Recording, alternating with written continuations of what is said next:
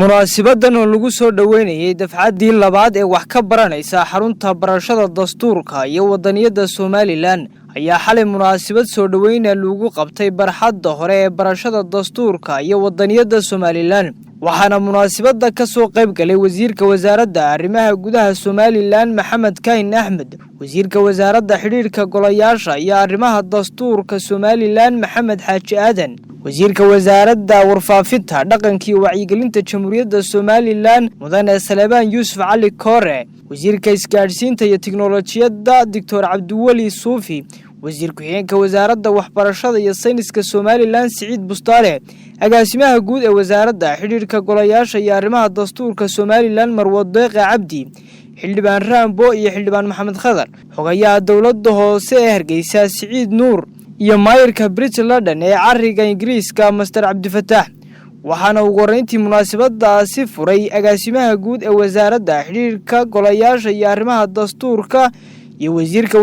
wasaaraddaasi Maxamed Xaaji Aadan Cilmi oo sharaxaad ka bixiyay maraaxilkii kala duwan ee xaruntu soo martay iyo sida ay u anfacday dhalinyarada reer Soomaaliland waan idinku soo dhaweynaynaa xarunta barashada dastuurka iyo wadaniyada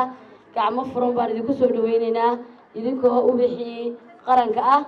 halkan waxa hortiin ka qalin jabiyay 3,000 oo arday oo wasaaraddu ay isku geysay wixii tacab ay haysay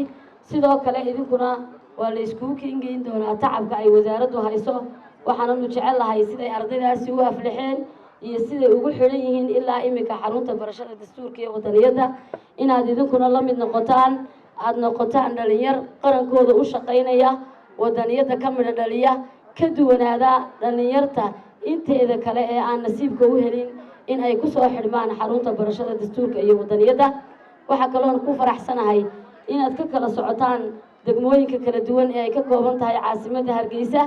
isdhexgal waxa idinku filan inaad caawa idinkoo walaala ah aad wada fadhidaan xarunta barashada dastuurka iyo wadaniyada ujeedada ay xarunta u aasaasnay barashada wadaniyada iyo dastuurka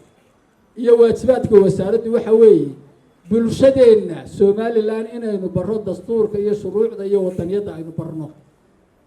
oo aynu ka gudubno qabyaalada iyo qoqobka iyo dib u dhaca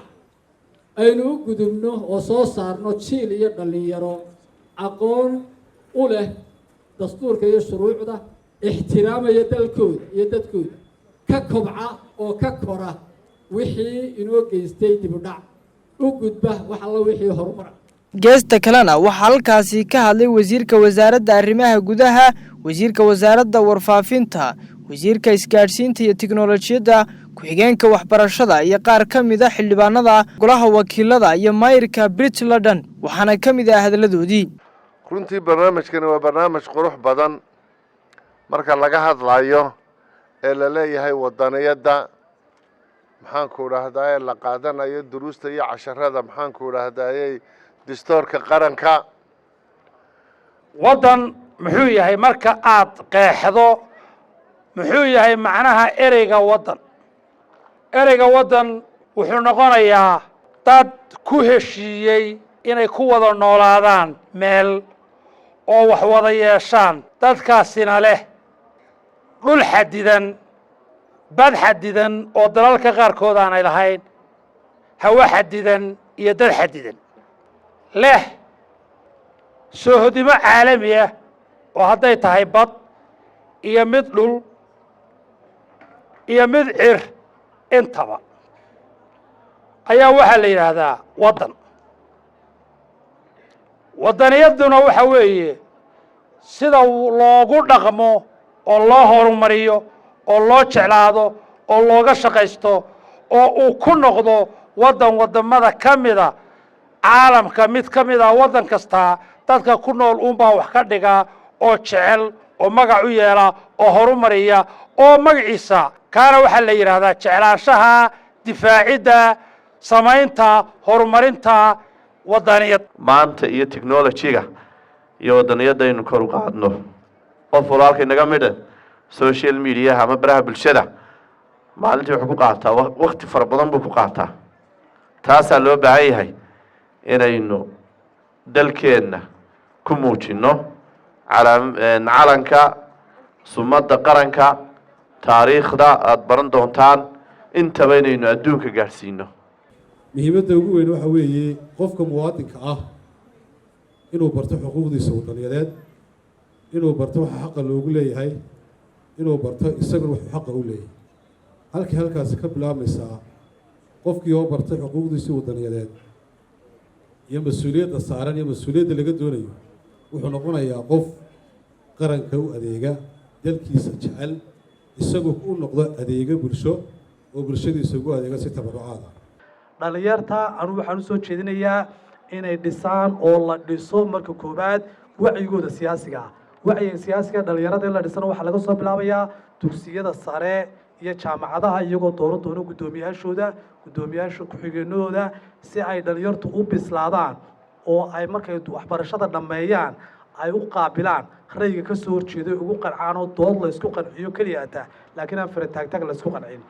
run ahaantii wasaaradda dee waxa waa ogtiino